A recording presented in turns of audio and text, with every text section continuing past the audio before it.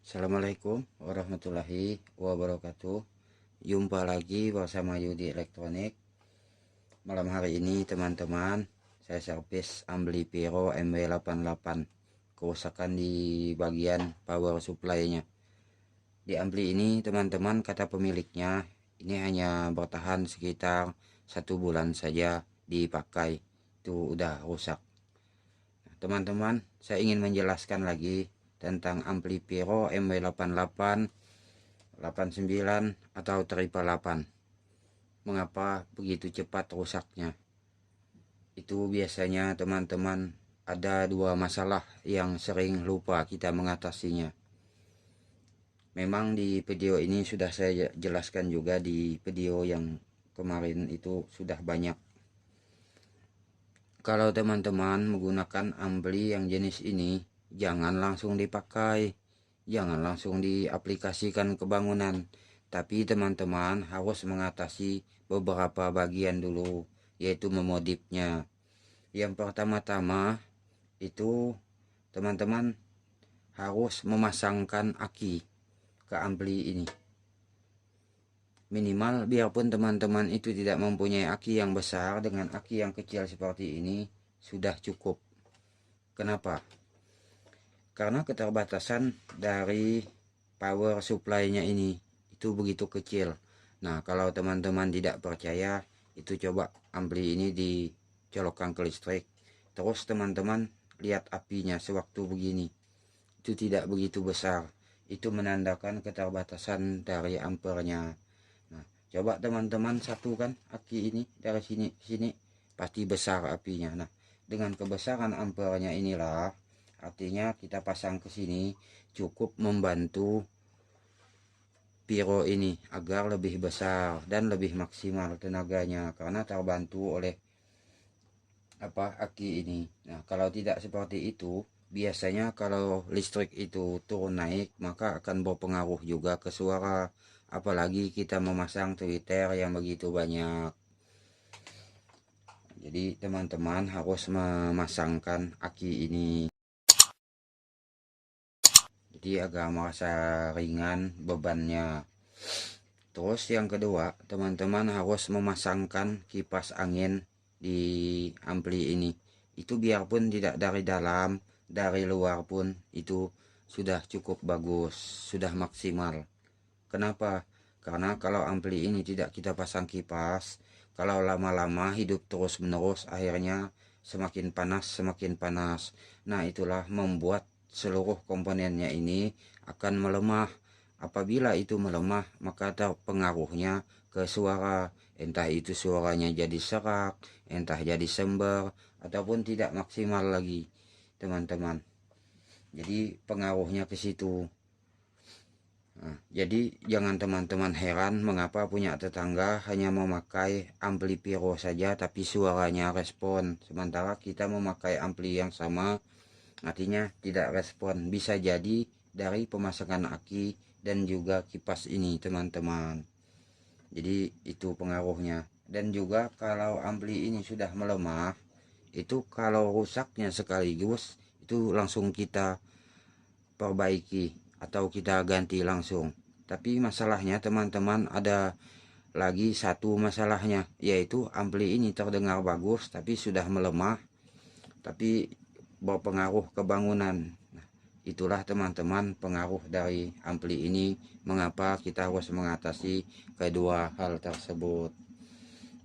Terus mengenai dari ampli Piro MW89 seperti ini, teman-teman sering juga bertanya mengapa untuk power supply bagian pengecasannya itu tidak tahan lama. Sebelumnya teman-teman pernah juga saya jelaskan mengenai ampli Piro MW89 ini.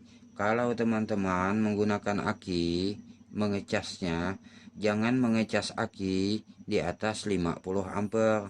Usahakan di bawah 50 ampere. Kenapa? Karena keterbatasan dari power supply-nya ini.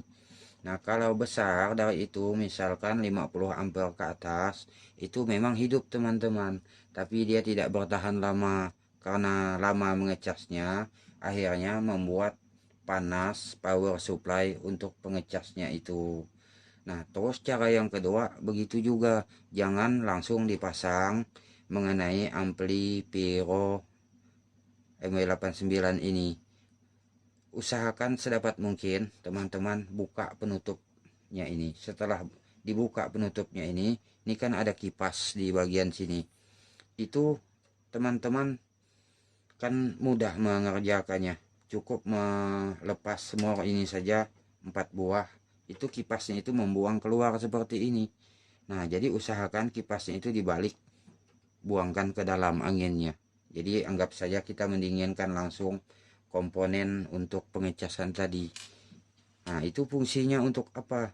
Untuk mendinginkan pengecas tadi agar mampu bertahan lebih lama. Karena beda teman-teman, barang elektronik yang kita dinginkan lebih dulu dengan menunggu panas lebih dulu. Tentu yang lebih irit itu yang kita dinginkan lebih dulu. Seperti misalnya teman-teman, kita meniup sesuatu yang panas dengan kita tunggu dingin. Tentu yang lebih cepat dingin yang kita tiup tadi. Seperti itulah teman-teman layaknya dari ampli ini.